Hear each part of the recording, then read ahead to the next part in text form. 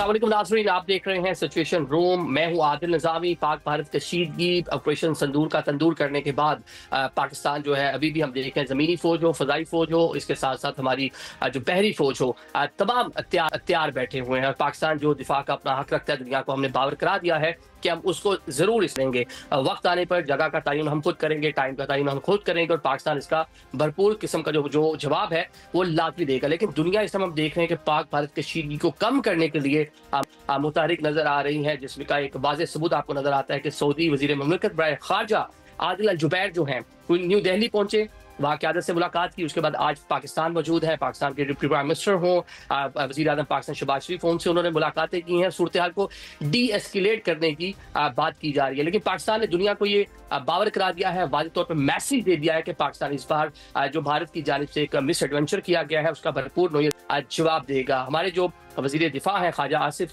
वो इसका इजहार भी कर रहे हैं। वो क्या कहते हैं पहले आपके सामने रखते हैं। जो है ना, मिलिट्री जो टारगेट्स हैं उन्हीं को निशाना बनाएंगे। हम सिविलियंस को एंगेज नहीं करेंगे। अब हम इस वक्त भी एज वी स्पीक जो भी हम रिस्पांस उनको दे रहे हैं, कल रात जो रिस्पांस हमने दिए हैं उनको, वो सारे के सारा मिलिट्री टारगेट्स को हमने निशाना बनाया है। हमने कहीं भी सिविलियन आबादियों को निशाना नहीं बनाया।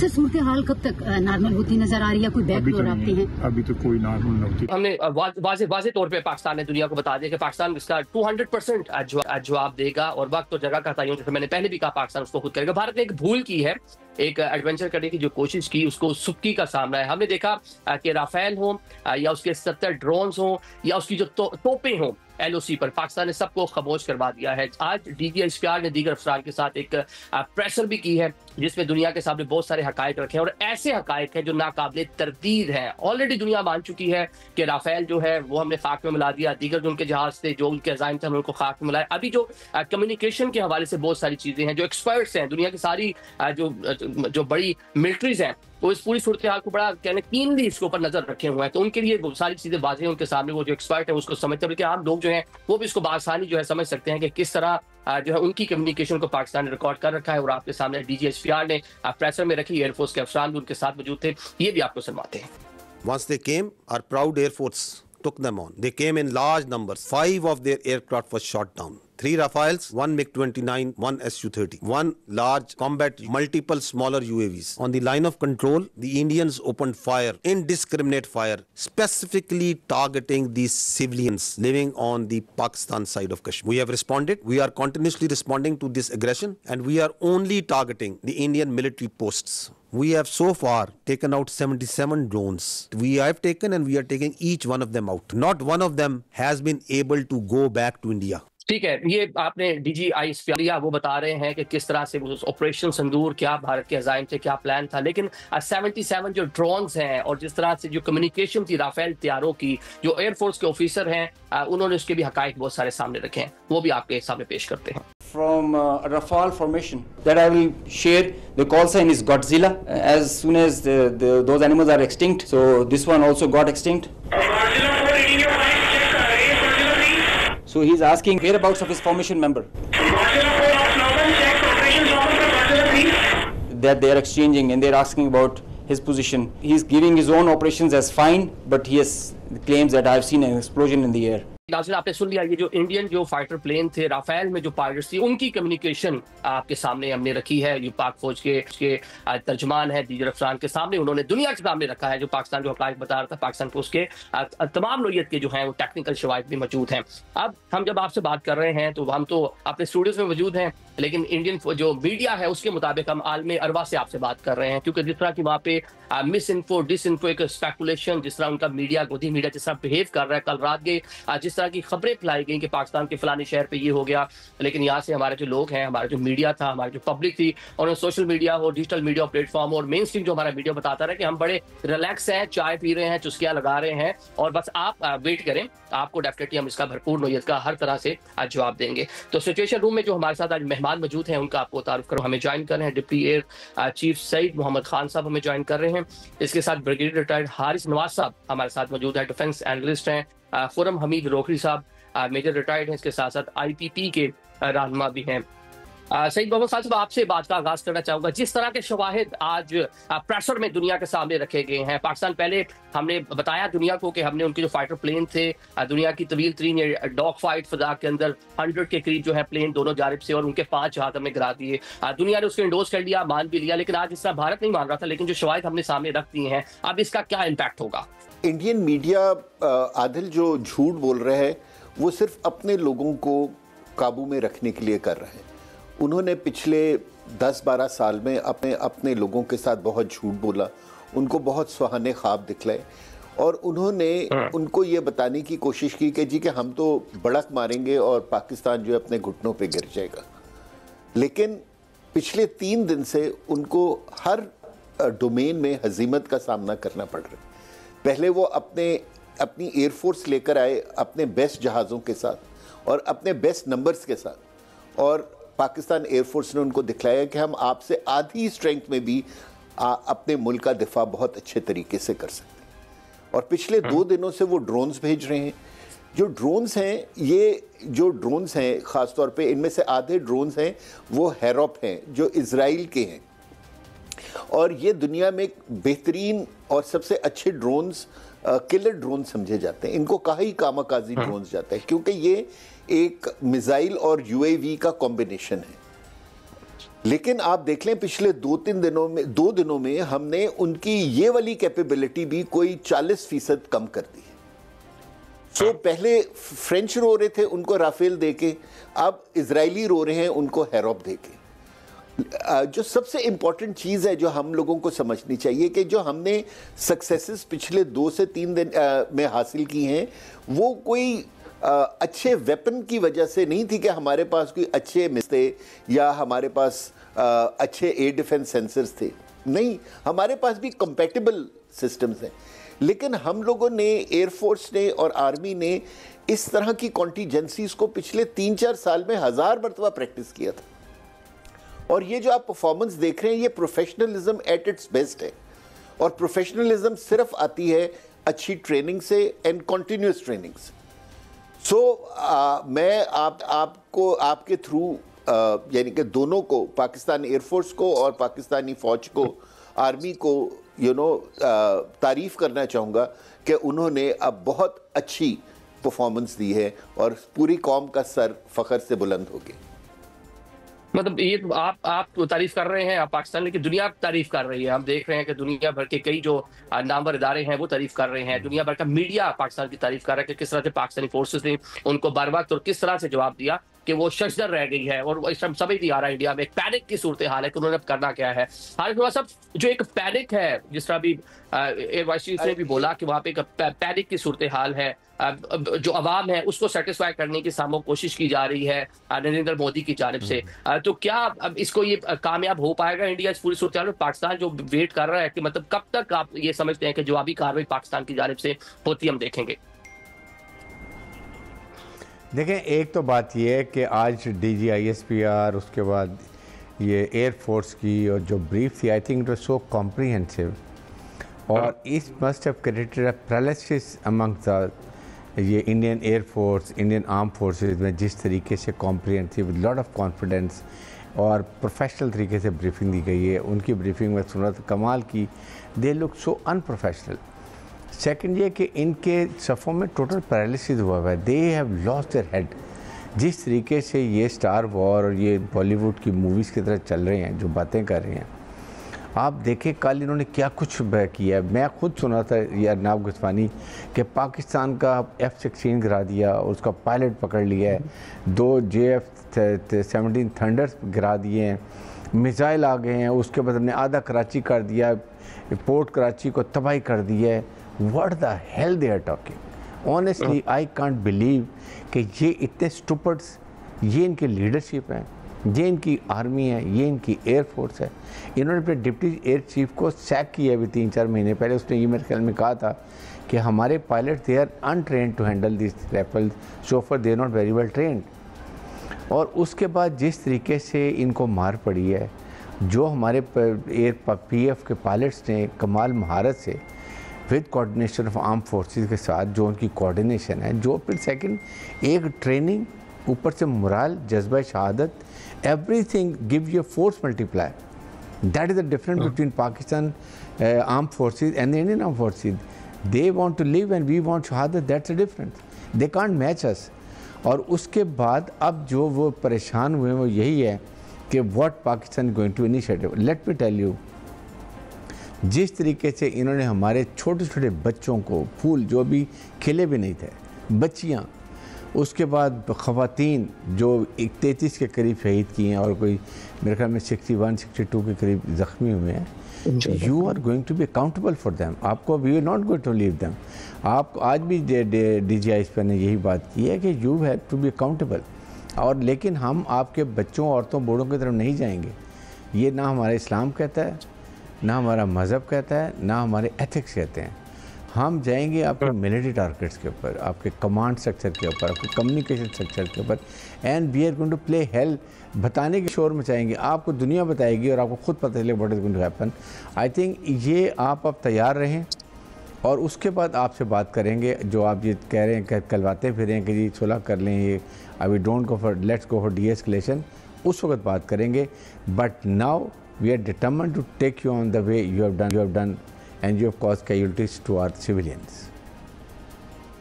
ठीक है, अभी आप जो बात कर रहे हैं स्टुपिडिटी की, जो वहाँ पे लीडरशिप हो, फोर्सेस हो या मीडिया हो, जब झूठ के पाँव नहीं होते ना, जब आप चीजें खुद से बनाएंगे और फैब्रिकेटेड चीजें लोगों के सामने लाएंगे तो डेफिनेटली आप उस तरह से उसको डिफेंड नहीं कर सकेंगे. जो हम इंडियन मीडिया में भी सूरत हाल देख रहे हैं कि खुद साख्ता बता रहे हैं कि यहाँ पे पाकिस्तान ने ड्रोन भी भेज दिए हैं, खुद ही अपनी आबादियों पर, जो जिस तरह हमने देखा कि अमृतसर में जिस तरह खुद उन्होंने अपने ही एरियाज के अंदर मिसाइल मारे, एक कहने के सामने मजीद चीज़ों को खराब करने की कोशिश है, पाकिस्तान के खिलाफ एक प्रोपोगेंडा करने की कोशिश है.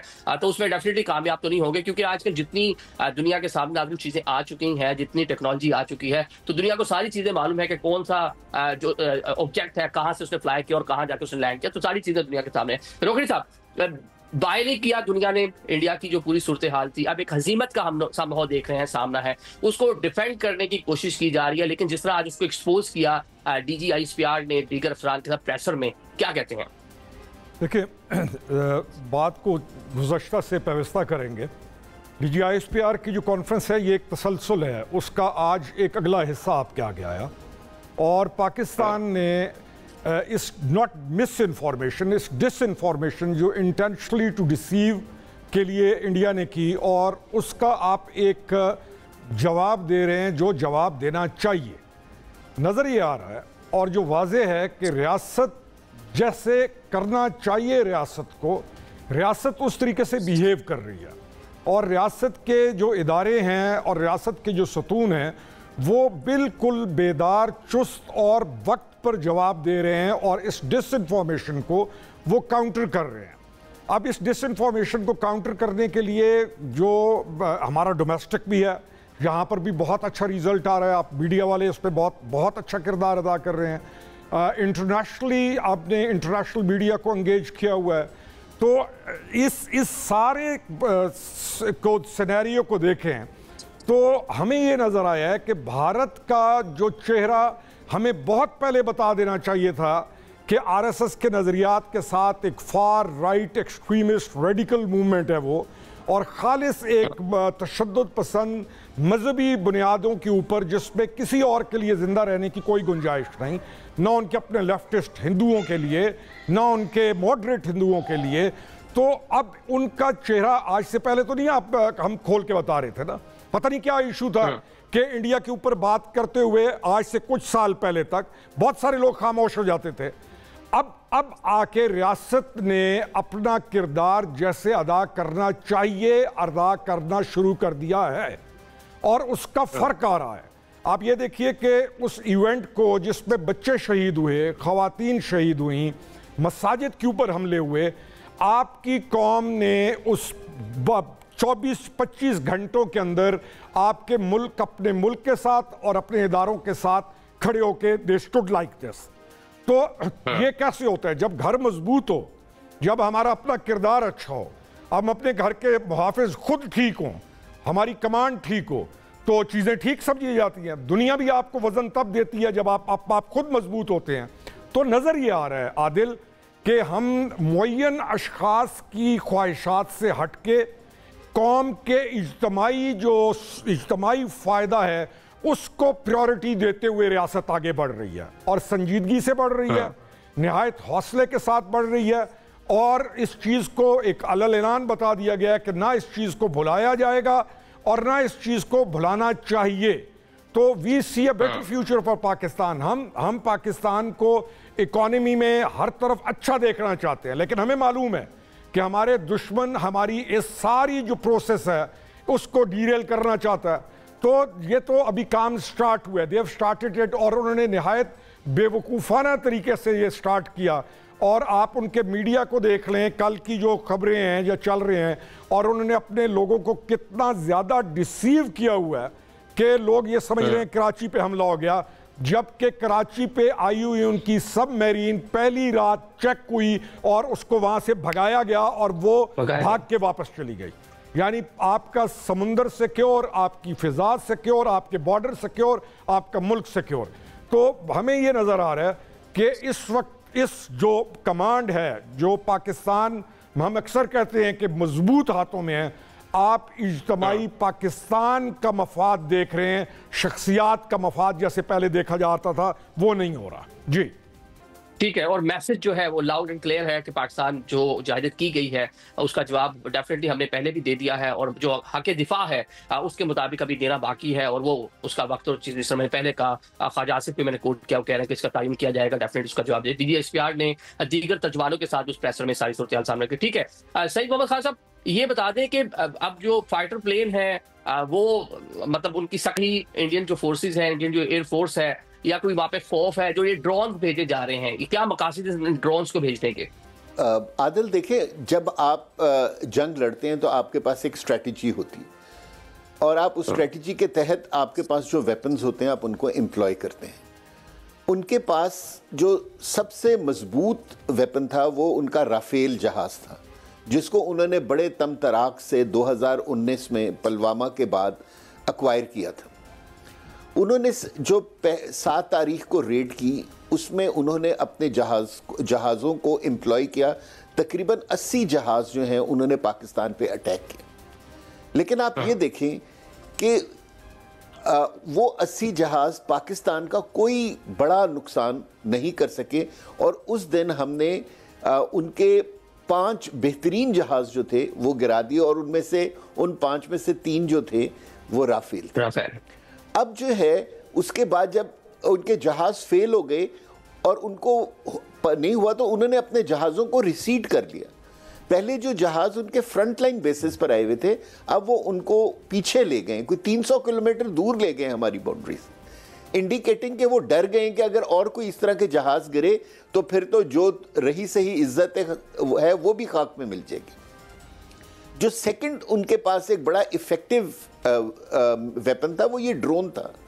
उन्होंने अपने ये ड्रोन्स, या इसको कॉम्बैट UAV कहते हैं, तो इस कॉम्बैट UAV को दूसरे ड्रोन्स के साथ इस्तेमाल किया, और हमने सिर्फ एक दिन में उनकी 30% कैपेबिलिटी को डाउन कर दी। ये पाक फौज की के एयर डिफेंस की बहुत बड़ी कामयाबी थी। सो अभी हमें आगे इंडिया से और भी एक्सपेक्ट करना चाहिए कि वो अगर बज़िद हैं कि वो हमसे जंग करेंगे तो वो आगे भी हमारे ऊपर इसी तरह के अटैक्स करते रहेंगे। लेकिन अब उनको इतनी समझ ज़रूर आ गई है कि अगर वो हमारे पर अटैक करेंगे तो उनको बहुत ज़्यादा हज़ीमत और नुकसान बर्दाश्त करना पड़ेगा, और अगर वो ये करना चाहते हैं so they are more than welcome. अभी तक तो पाकिस्तान ने सिर्फ अपनी डिफेंसिव कैपेबिलिटी शो की, यानी कि हमने उनके अटैक को रोका है और उस अटैक के बीच में उनका नुकसान किया। अभी हमारे पास यानी कि रिस्पॉन्ड करने का ऑप्शन तो अभी भी मौजूद है, और जब भी हुकूमत वक्त कहेगी, मुझे पूरा यकीन है कि हमारी तीनों फोर्सेस जो हैं वो एक ऐसा बेफिटिंग रिस्पॉन्स उनको देंगे कि वो आने वाली नस्लें उनकी याद रखेंगी। ठीक है, डिफेंड किया, उसी तरह जब पाकिस्तान रिस्पॉन्ड करेगा तो रिस्पॉन्स पाकिस्तान कैसे होगा। चलें अभी सिचुएशन ब्रेक की जाने बढ़ते हैं, ब्रेक के बाद मौजूद मेहमानों से मजीद बातचीत करेंगे।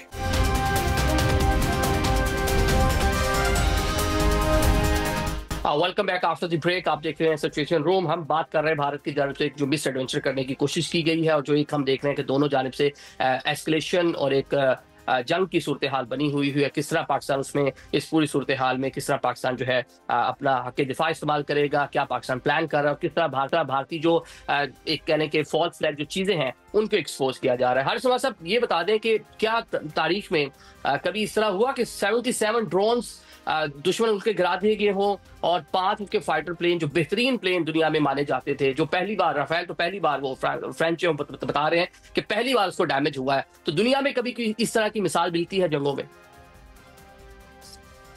मेरे ख्याल में तो जैसे पहले MM आलम ने स्क्वाड्रन लीडर ने और फिर बाद में वो बने थे एयर कमोडोर, उनकी जो जिस तरह से 5 जहाज़ गिराए थे वो दुनिया की एयर अकेडमी में पढ़ाया जाता था। I think now it is going to be a restart कि अब दुनिया की एयर अकेडमी में ये बताया जाएगा कि राफेल जहाज़ को ये 5 जहाज़ जो गिराए गए हैं remaining at stand off distance के ऊपर कैसे गिराए गए, क्या स्ट्रेटजी थी, और ये बहुत दुनिया में पढ़ाया जाएगा। और I think it's a big proud moment for Pakistan air force जिस तरीके से उन्होंने किया है। और सेकंड ये कि ये ऑनेस्टली ये प्रोफेशनल हमारी एयरफोर्स का, हमारी एयर डिफेंस सिस्टम का, जिस तरीके से ड्रोन्स को विदाउट गिविंग जो लोकेशन फॉर रडार्स एंड आपके जितने भी आपके एंटी डिफेंस सिस्टम थे, डिफेंस सिस्टम थे, और उसके बावजूद हमने सब के सब गिराए हैं। एक सिर्फ जो लाहौर में वो ब्लास्ट हुआ, बाकी all they were neutralised. I think it is a big credit. और सेकंड इसके साथ अब ये देखें कि हमने कश्मीर में कितने इनके ब्रिगेड हेडक्वार्टर्स, इनकी पोस्टें, उसके बाद ये इतने 40-50 इनके फ़ौजी मारे गए हैं और इन्होंने झंडे रेस कर दिए वाइट कि खुदा के लिए हमें मारो, हमारी जान बख्शी कर दो। इसी तरह आज भी पांडो सेक्टर में और डिफरेंट जगह पर यही कुछ किया गया है। अगर आप में फाइटिंग कैपेबिलिटी नहीं है, आप अनट्रेंड हैं, अनप्रोफेशनल हैं, you don't have trust on your leadership और अपने कमांडर्स के ऊपर, और इसलिए कि आप हमेशा से कश्मीरी बच्चों, औरतों, बूढ़ों को आप मारते रहे, इसके अलावा अपनी लड़ाई कोई नहीं लड़ी है। हमारी एयरफोर्स हो या हमारी army, they have been for the last 3 decades ये ऑपरेशन फील्ड में जा रहे हैं, वहाँ पे जाके हर रेजिमेंट 3-4 दफ़ा होके आई है। अच्छा भैया साहब, जो भी आप बात कर रहे हैं, सिविलियन आबादी को इंडिया की जानिब से LOC के ऊपर निशाना बनाने की कोशिश की जा रही है। ऑल दो कुछ मुआहदे दुनिया के आप यही कर रहे हैं। ट्रीटी जी, इंडस वाटर ट्रीटी देख लें, वो इंडिया ने अपनी साइड से उसको सस्पेंड करने का फैसला किया। पाकिस्तान भी इस तरह की कोई ऑप्शन कि शिमला मुआहदा हम बात कर रहे हैं कि हम भी उसको सस्पेंड कर सकते हैं, जिस तरह उनकी तोपें जो है खामोश करवा दी, वहाँ पे व्हाइट फ्लैग जो है उसकी आर्मी लहरा रही है कि कुछ इलाके भी कैप्चर करें, आगे पाकिस्तान बढ़े, ये भी हो सकता है, पॉसिबिलिटी है। देखें उसमें बात यह है कि एक तो जब हम फायरिंग करते हैं we are very careful, we never go for indiscriminate firing, क्योंकि दोनों तरफ हमारे कश्मीरी बहन भाई हैं, पाकिस्तानी कश्मीर में भी और इलीगली इंडियन ऑक्यूपाइड कश्मीर में भी जो है वहाँ भी सारे कश्मीरी हैं। तो हम सिर्फ उनके headquarter, post, command structure, communication centre पे जाते हैं, लेकिन ये इस वक्त इतने बुखलाए हुए हैं, इतने ये कोई इनमें ना कोई एथिक्स है, ये मॉरल्स हैं कि ये सिविल पॉपुलेशन के ऊपर मोटर फायर कर रहे हैं, आर्टिलरी फायर कर रहे हैं, उनको नुकसान पहुंचा रहे हैं। हमने यहाँ तक अभी भी डिसाइड किया कि जब हम एक कोई अगर अटैक करते हैं, एक्शन करते हैं, तो हम कोई सिविलियन एरिया में नहीं जाएंगे, we will go for military target. ये हमारे में फ़र्क है। लेकिन बात यह है कि जिस तरीके से ये वॉर हिस्टीरिया किया इन्होंने, जिस तरीके से ख़ुद ही इन्होंने प्लान किया, खुद एग्जीक्यूट किया, खुद ही आपने फ़ैसला कर लिया, ना आपने कोई दुनिया को कोई प्रूफ दिया, कोई इन्वेस्टिगेशन नहीं की है, हमने प्रूफ हमारे आप नहीं किए हैं, फिर आपने उसके बाद अब मुझे एक और भी अफसोस है कि अब देखें इंटरनेशनल कम्युनिटी अब आ रही है कि जी वो पाकिस्तान के आप रिस्ट्रेन करें, आप डी-एस्केलेट करें। Why should we de-escalate? Why could you go about 7 days back, 7-8 से पहले वहाँ जाते हैं, इंडिया को मना करते कि don't go for misadventure, then it's going to further escalated, और पाकिस्तान हैज़ टू रिटेलिएट, आपने हमारे सिविलियन को मारा है। तो इसलिए आई थिंक एक रिस्पॉन्स हमें हर हालत में देनी है, ताकि आइंदा के लिए इनसे स्कोर भी बराबर करें और इनसे कमिटमेंट कराएं कि आइंदा पाकिस्तान में इंडियंस रॉ, बलूचिस्तान में ये BLF के साथ कभी वहाँ उनको तंग नहीं करेगी, अफ़गानिस्तान में जाकर TTP को सपोर्ट नहीं करेगी, गुलबचन ज़्यादा इंसिडेंट नहीं करेंगे, और इसके साथ फॉल्स फ्लैग ऑपरेशन नहीं करेंगे, जुल्म नहीं करेंगे। यहाँ पर जो पाकिस्तानी जो बेचारे वहाँ पर कैद में उनको जाके टेररिस्ट बना के मार रहे हैं, आई मीन ये कोई इनमें कुछ शर्म ही नहीं है। ये इतने इनको शर्म, यकीन करें कि ये जो 4 का टोला है, ये जिसमें प्राइम मिनिस्टर इंडिया मोदी है, और अमित शाह, राजनाथ सिंह और अजीत डोभाल है, ये अखंड भारत को लेके चल रहे हैं, ये किसी और मज़हब को कबूल ही नहीं कर रहे हैं। और सेकंड ये कि अब ये फंस इतनी बुरी तरह गया क्योंकि ये चोर की चोरी पकड़ी गई है। अब मुझे लगता है कि यही इसके आखिरी दिन है। इंडियन पब्लिक इसको इतना मारेगी, इतने जूते मारेगी, गले में जूतों का हार पहना के इसको लेके जाएंगे और ये गुजरात के रेलवे स्टेशन इसको खोखा लगा के देंगे, जहाँ चाय बेचता था कि तुम चाय बेचो, तुम्हारा यही काम है, इसके अलावा तुम और कुछ नहीं कर सकते। मतलब वही चाय बनाए जहाँ से आपका आगाज हुआ था, वहीं वापस आप जाए। ठीक है, एनएसए जो आप जो बात कर रहे हैं अजीत डोभाल की, कि वो दुनिया से जो है राब्ता कर रहे हैं, अब उनको याद आ गया दुनिया से राब्ता कर रहे हैं, पाकिस्तान को रोकने के हवाले से कहने के बैकडोर डिप्लोमेसी दुनिया को इंगेज करने की कोशिश की जा रही है। तो रोखड़ी साहब, क्या लगता है कि पाकिस्तान किसी भी स्टेज पे जो इंटरनेशनल कोई प्रेशर आता है, जो जिसका दोस्त ममालिक भी एक्टिव हो चुके हैं, रीजन की कई जो मेन कंट्रीज हैं वो एक्टिव हैं, अमेरिका ऑल्दो इस पूरी सूरत हाल में एक मुनाफिकाना रवैया उसको हम कहेंगे कि पाकिस्तान जब उसको रियलाइज कराने की दुनिया को कोशिश कर रहा था, उस टाइम कहा गया कि एक महदूद लेवल की चीज जो पूरी रीजन को डिस्टेबलाइज ना करे तो इंडिया कर ले। तो अब क्या पाकिस्तान किसी स्टेज पे कोई इस नोयत का प्रेशर बर्दाश्त मतलब करेगा, कोई लेगा प्रेशर इस नोयत का? आदिल, हम इसको प्रेशर नहीं कहेंगे। दुनिया हमेशा जो आपके दोस्त ममालिक होते हैं या जो स्टेक होल्डर्स होते हैं वो ऐसे हालात के अंदर मामलात को डिफ्यूज़ करने की पूरी कोशिश करते हैं, उसको प्रेशर नहीं कहा जा सकता। और हमें ये यकीन होना चाहिए कि जो भी फैसला होगा आला सतह पर पाकिस्तान में, चाहे वो सियासी हमारा मकाम है, चाहे हमारे जो चीफ ऑफ आर्मी स्टाफ का जो फैसला होगा, वो बेहतरीन फैसला होगा। हमें इसमें कोई शक नहीं होना चाहिए कि क्या प्रेशर आ रहा है, कोई प्रेशर नहीं है। पाकिस्तान इस वक्त बहुत मजबूत पोजीशन में है। आपने इंडिया का जो पूरा उसका जो चैप्टर था जिसमें वो बहुत कुछ करना चाह रहा था और दुनिया को डिसीव करके पता नहीं क्या बताना चाह रहा था, आपने उसको फेल कर दिया। आज की जो प्रेस कॉन्फ्रेंस है DGISPR की, 2 घंटे से ज़्यादा से वो जारी है, उसमें एक एक एविडेंस आपने दे दिया। आपने पहले दिन ये कहा था कि ये जो काम हुआ है ये फॉल्स फ्लैग है। हम दुनिया पूरी के अंदर किसी भी मकाम पर जहाँ पर कोई भी ऐसा इदारा जो आकर गैर जानिबदाराना तहकीक करे, हम हाजिर हैं उसके लिए, अपने आप को पेश करेंगे। कोई एविडेंस तो लाओ कि हमने ये किया हो। अब एक तरफ तो हमारा ये संजीदा रवैया है जिसको दुनिया देख रही है। अब दुनिया की एजेंसीज, चाहे KGB है, चाहे CIA है, चाहे जितने सफारत खाने हैं हमारे पास, ये सारे इस चीज़ के ऊपर नज़र तो रखे हुए हैं। तो हमें इस मामले में बिल्कुल कौम के तौर पर परेशान नहीं होना चाहिए कि कोई प्रेशर आएगा और पाकिस्तान अपने आप को कहीं को कमज़ोर फैसला कर देगा। Not at all. पाकिस्तान मजबूत फैसला करेगा और इस चीज़ का इदराक इंडिया को बहुत बेहतर हो गया और दुनिया को भी है। ठीक है, जो दोस्त ममालिक हम देख रहे हैं, चाइना है, तुर्की है, अजरबैजान है, खुलकर पाकिस्तान की हमायत कर रहे हैं। इसमें ईरान है, सऊदी अरेबिया है, वो डिप्लोमेटिकली पाकिस्तान को सपोर्ट कर रहे हैं। दोनों जानिब जो है एंगेजमेंट किए हुए हैं। आदिल अल जुबैर जो हैं, जो सऊदी वज़ीर मुमलिकत बराए खारजा हैं, वो पाकिस्तान पहुंचे हैं। तो सईद मोहम्मद साहब, कितना अहमियत का हामिल है इस टाइम में उनका दौरा पाकिस्तान, पाकिस्तानी लीडरशिप से मिलना, प्राइम मिनिस्टर से मुलाकात करना?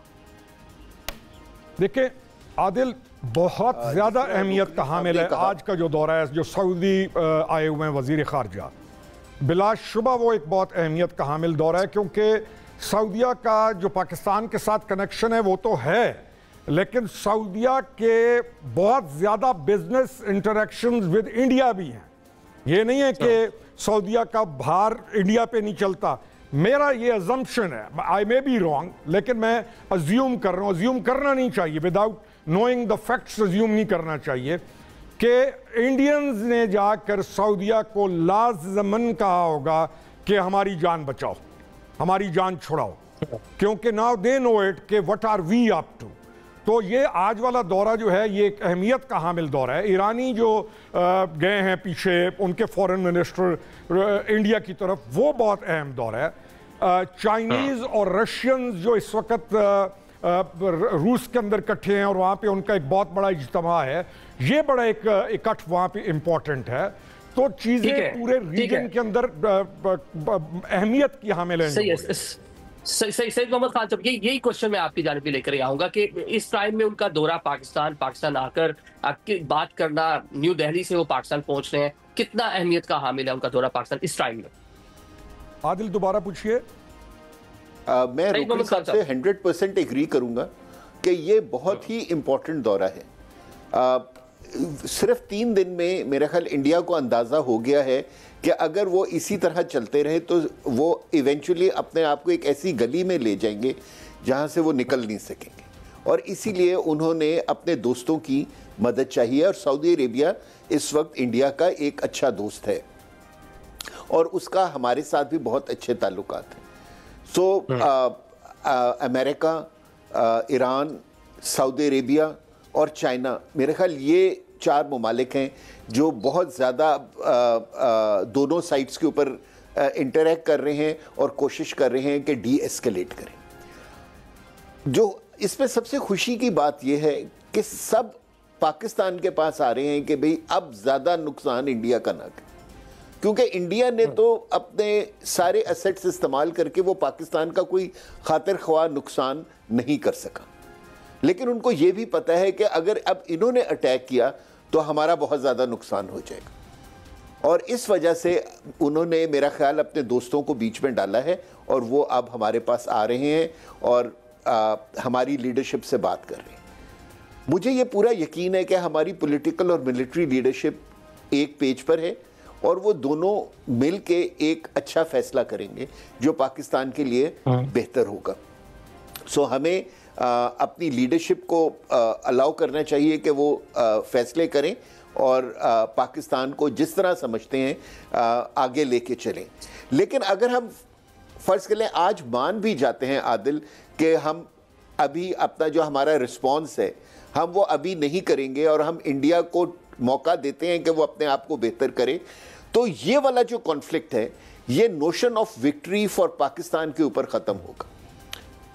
ठीक है ना? आज इंडिया के पास कोई विक्ट्री पॉइंट नहीं है, लेकिन पाकिस्तान के पास पिछले 3 दिनों में एक विक्ट्रीज की लाइन लगी हुई। जहाज़ों पर हमने उनको अच्छी परफॉर्मेंस दी है, एयर डिफेंस में हमने उनको अच्छी परफॉर्मेंस दी है, defence of line of control पर हमने उनको अच्छी परफॉर्मेंस दी है। सो हमारे पास तो हर जगह विक्ट्रीज ही विक्ट्रीज है, और हम इस कॉन्फ्लिक्ट को अगर इधर भी रोकें, अगर हमारी लीडरशिप ये डिसाइड करती है तो वो it will be on a notion of victory and India will have to accept the notion, यानी कि closing of this chapter on a notion of defeat. आप जो बात कर रहे हैं विक्ट्री की, पाकिस्तान का लाइन है, मतलब दुनिया को दिखाने के लिए 5 जहाज जो हमने मार गिराया, दुनिया जिसको अब एडमिट कर रही है, 77 ड्रोन्स और उनके जो विक्रांत का पाकिस्तानी हदूद की जानिब आना और फिर एकदम भाग जाना, उसके बाद LOC की जो सूरत हाल है, सफेद झंडे जो है वो दुनिया के सामने। हारिस साहब, हमने माजी में देखा एक रवायत रही है कि भारत इस तरह की जो है कह लें कि मिस एडवेंचर करता रहा। इवन मसला कश्मीर को भी देख लें, उस टाइम भी उसको खुद लेके यूनाइटेड नेशन गए, तो अब एक एडवेंचर मिस एडवेंचर किया और फिर उसके बाद जीत दौल जो है दुनिया के लोगों को जो डिप्लोमेटिक अपने रवाबित है उसको इस्तेमाल करते हुए दुनिया को बावर करा रहे हैं कि पाकिस्तान से हमें बचाएं। तो ये माजी में भी करते रहे हैं, तो इस बार ये कामयाब हो पाएंगे? देखें, इसमें पाकिस्तान को चाहिए कि अगर इतना ज़्यादा कह रहे हैं तो हमारी नेशनल सिक्योरिटी कमेटी, जो हमारी नेशनल सिक्योरिटी कमेटी है, they will sit down again, जिसमें तमाम services chief, chairman joint chiefs committee, उसके बाद आपके प्राइम मिनिस्टर, सारे दो all sit over there and we should lay certain conditions. Number 1, they will never ever talk about suspending Indus Water Treaty, number 1. Number 2, they will never interfere in Pakistan affair terrorism, जैसे ये बलूचिस्तान में करते हैं, BLF करते हैं, या TTP Afghanistan में करते हैं। And third, they will never go flag Pakistan बिल्जाम तराशी नहीं करेंगे unless they have a solid concrete proof and that is done by independent किसी बॉडी से कराए जाते हैं। They have to be paid for this। और उसके बाद they should apologise for killing, जो हमारे लोग शहीद हुए हैं। कहीं ना कहीं तो we have to make them bleed, accept करें चीज़ों को। देखें, इट्स ए नेशनल सॉवरेनिटी, हमारे लोगों का खून गया है, इसलिए हमें कहीं इसको स्टैंड लेना चाहिए कि फिर इनकी जान बख्शी करनी चाहिए। वरना अगर यही जो अभी डीएस्केलेशन की बात हो रही है, यही हमारे दोस्त जो हैं ये अगर एक हफ़्ता पहले आते और इंडिया को एस्केलेशन रोकते, that was the right time, फिर थिंग्स आर मोर ईजी। लेकिन अब इस स्टेज के ऊपर ये नेशनल सिक्योरिटी कमेटी में हमें ज़रूर कंडीशन लगानी चाहिए कि दीज आर कंडीशन जिसकी वजह से we are going to accept it. That is very very important. इसमें आपका हमारा एक प्राइड और हमारी victory everything will be and India will be हमेशा के लिए इनके लिए एम्बेरसमेंट होगी कि आइंदा पाकिस्तान की तरफ कभी मैली नज़र से नहीं देखेंगे। ठीक है, ये मतलब आपने कहा कि पाकिस्तान की कंडीशन पे सूरत डी एस्केलेट होगी अगर मामला तभी जो कशीदगी है बॉर्डर्स के ऊपर, जो एक तनाव है, अगर वो सूरत हाल नॉर्मलाइज होगी तो पाकिस्तान की कंडीशंस पे होगा। कंडीशन आप इंडस वाटर ट्रीटी आपने बता दिया जो पाकिस्तान में इंडिया की जानिब से मदाखलत की जाती है, ख़ुसूसन बलोचिस्तान के अंदर वाया अफगानिस्तान जो सारी चीज़ें हो रही थी, तो इसको कंट्रोल बड़ी अच्छी आपने जो है कॉम्प्रिहेंसिव तरीके से सारी सूरत हाल को रखा। अभी हम एक ब्रेक पे चलते हैं, ब्रेक के बाद दीगर मेहमान हमारे साथ मौजूद होंगे, उनसे मजीद बातचीत भी करेंगे। सिचुएशन रूम में एक ब्रेक लेते हैं।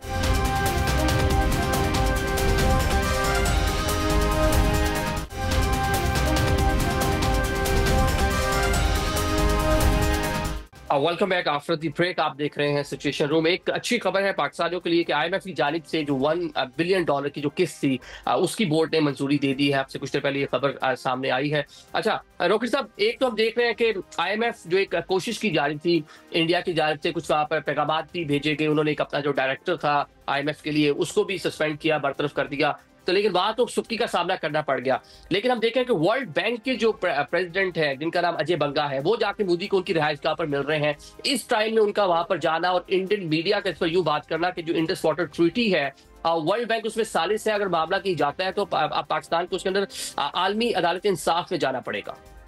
देखिए पाकिस्तान पिछले आज ये IMF वाली आपने बात की ना, तो याद आ गया कि अनफॉर्चुनेटली हमारे अपने मुल्क में से एक सियासी प्लेटफॉर्म से IMF को कोशिश की जा रही थी कि पाकिस्तान के साथ IMF के मामलात गड़बड़ हो जाएं, तो आज इंडिया वही कोशिशें कर रहा है। तो हमने भी ये देखना है कि कौन किसकी पिच पे खेल रहा है, और जो खामखा खेल रहा है किसी की पिच पे, तो उन पॉलिटिशियंस को भी ये रियलाइज करना है कि मुल्क तुम्हारा ये है, और किसी और खाते में जाकर ऐसी एक्टिविटीज़ के अंदर ना जाओ कि जिसमें आज एक एक बात जो तारीख का हिस्सा बनेगी कि किसने इस मौके के ऊपर क्या किरदार अदा किया। दूसरी चीज़ जो आपने कही कि वर्ल्ड बैंक का जो प्रेसिडेंट मिल रहा है जाके, आई डोंट नो कि उसके मुझे अभी कोई इसके बारे में ऐसी इंफॉर्मेशन नहीं है कि मैं उस पर बात कर सकूं कि रीज़न क्या है उनके मिलने की। मे बी कोई अपना वो चल रहा हो उनका प्रोग्राम, या आई डोंट थिंक सो कि कोई ऐसी चीज़ होगी कि पाकिस्तान रिलेटेड है। थर्ड, हमें इन तमाम चीज़ों को इंटरनेशनल कोर्ट्स ऑफ जस्टिस में लेके जाना चाहिए। सबसे जो बड़ा मामला है पानी का, और जो इंडिया ने इस सारे इवेंट के अंदर लॉ तोड़ते हुए, दुनिया के कवानीन तोड़ते हुए, अखलाक के ज़ाब्ते तोड़ते हुए जो कुछ किया हुआ है, हमने उसको लेकर जाना है इस इंटरनेशनल कोर्ट ऑफ जस्टिस के अंदर। और मैं फिर कहता हूँ कि इस वक्त पाकिस्तान एक ऐसी मजबूत हालत में है कि मुझे ये कोई शक नहीं है कि मामला कहीं जाएगा तो कोई वकील जाके कोई और गेम खेल देगा या लेके जाने वाला को और कर देगा। इस वक्त जो कुछ होगा वो बिल्कुल दुरुस्त सिमत में होगा, दुरुस्त सिमत में हो रहा है। इसलिए इंडिया इस हरकत के बाद इस वक्त शदीद परेशानी का शिकार है। तो हम हर फोरम को पाकिस्तान ना सिर्फ कनेक्ट करेगा बल्कि जो कवानीन हैं दुनिया के उनके मुताबिक, और जो कन्वेंशनल और जो जंग के कानून हैं दोनों आलमी कवानीन के मुताबिक पाकिस्तान इंगेज करेगा इंडिया को। ये हम देख रहे हैं जी। ठीक है, सईद मोहम्मद खान साहब ये बताएं कि इंडिया ने कुछ इन्फ्लुएंस करने की कोशिश की IMF पे, वहां पे नाकामी सुक्की का सामना करना, कई महाजों पे हम देख लें डिप्लोमेटिकली उनको सुक्की का सामना है, बाकी जो चीजें भी हम सिचुएशन रूम में अवाम के सामने रख रहे हैं, हर जगह ही उसको मुश्किलात का सामना है। कि वर्ल्ड बैंक वाला जो मामला है, इंडस वाटर ट्रीटी, इस अहम टाइम पे अजय बंगा जो इंडियन ओरिजिन है जिनकी, वो जाके मोदी को मिल रहे हैं उनकी रिहाइश गाह पर जाके, एक उसकी टाइमिंग और कैसे देखते हैं कि जो आबी जहाजत की कोशिश है भारत की, उसे हम किस तरह नाकाम बनाएंगे? मेरा ख्याल है कि यही वो टाइम है कि जब हमें दोबारा इंडस वाटर ट्रीटी को एक तरह से सेक्रोसेंट बना देना चाहिए। ये जो हमारे दोस्त हैं जो हमारे पास आ रहे हैं कि हम डी-एस्केलेट करें, हमें उनके सामने ये शर्त रखनी चाहिए कि अगर आप चाहते हैं कि हम कुछ आगे एक्शन ना लें तो आपको हमें कुछ ये गारंटीज देनी पड़ेंगी। और मेरा ख्याल है कि जो हमारे दोस्त हैं वो हमें इस तरह की गारंटी लेके इंडिया से दे सकते हैं या उनको मजबूर कर सकते हैं कि वो इस तरह की कोई हरकत ना करें। अगर फर्ज कर लें कि वो उनके कहने के बावजूद भी ऐसी हरकत करते हैं तो अभी हमारे पास वो राइट टू रिस्पॉन्ड तो मौजूद है ना। तो हमें कौन रोक सकता है कि अगर वो कोई डैम बना रहे हैं हमारा पानी रोकने के लिए, अगर उस डैम को इंटरनेशनल गारंटी हासिल नहीं है तो हम उसको क्या कहते हैं एक एक्ट ऑफ वॉर करार दे के हम उस डैम को उड़ा दें। हम अपने मुल्क से रह के उनके ये जो चनाब और जेलम के ऊपर जो उन्होंने डैम्स बनाए हुए हैं हम उनको तबाह कर सकते हैं, बड़े आराम से कर सकते हैं। सो हमें अपने दोस्तों को ये बताना चाहिए कि अगर आप चाहते हैं कि हम डीएस्केलेट करें तो हम करने को तैयार हैं, लेकिन आप हमें ये गारंटीज लेके दें। और उनमें से एक गारंटी जो है वो इंडस वाटर ट्रीटी को ना छेड़ना है। और आई एम श्योर कि ये हो जाएगा। अब जो इंडिया चाह रहा था, इंडिया ये चाह रहा था कि जी के क्या कहते हैं कि पाकिस्तान को यानी कि मिलिटरीली वीक करके वो इंडस वाटर ट्रीटी को एब्रोगेट कर दे। उनको अंदाजा हो गया है कि ना वो पाकिस्तान को मिलिटरीली डिफीट दे सकते हैं और ना वो इस जगह आके अपनी मर्जी से इंडस वाटर ट्रीटी की तशरीह कर सकते हैं।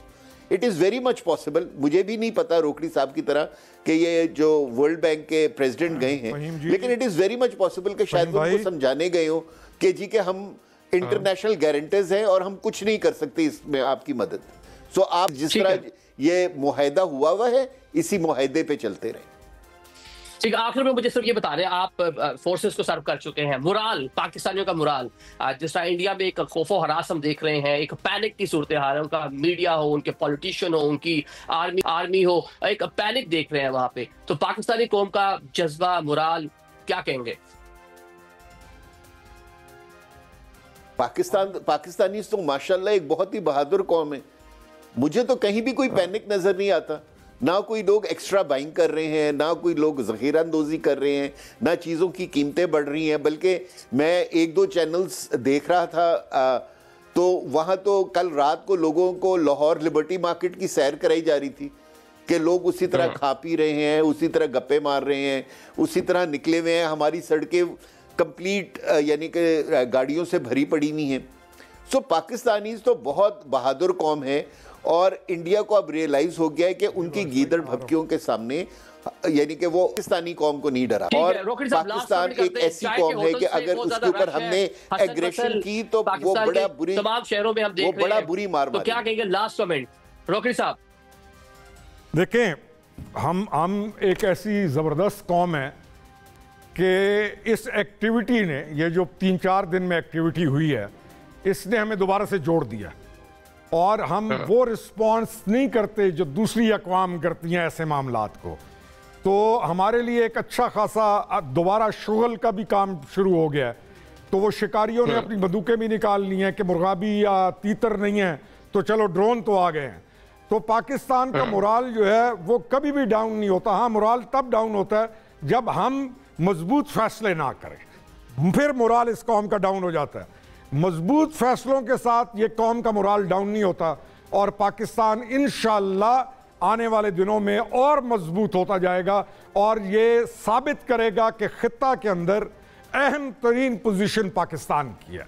जी ठीक है, बहुत शुक्रिया आप मौजूद मेहमानों का। नाज़रीन, हम देख रहे हैं कि जिस तरह से बात कर रहे थे कि इस टाइम एतमाद है पूरी कौम को अपनी क़यादत पे, हमारी मिलिट्री लीडरशिप हो, पॉलिटिकल लीडरशिप हो, पूरे जो 25 करोड़ पाकिस्तानी हमें यकजा दिखाई दे रहे हैं और किसी किस्म का पाकिस्तान इस इंडियन मीडिया प्रोपेगेंडा करने की, एक स्पेकुलेशन बढ़ाने की जो कोशिश यहाँ पे की गई, उसका भी मुंह तोड़ हर महाज पे जवाब दिया जा रहा है। तो ये 25 करोड़ जो पाकिस्तानी हैं इसका मुतहद नजर आ रहे हैं और वेट किया जा रहा है कि पाकिस्तान किस तरह से इंडिया को जो उसने एक मिस एडवेंचर करने की या हमारी सिविलियन आबादी को जो है निशाना बनाने की कोशिश की, उसका जवाब दिया जाए। सिचुएशन रूम से आज हमें इजाजत दीजिए। अल्लाह हाफिज।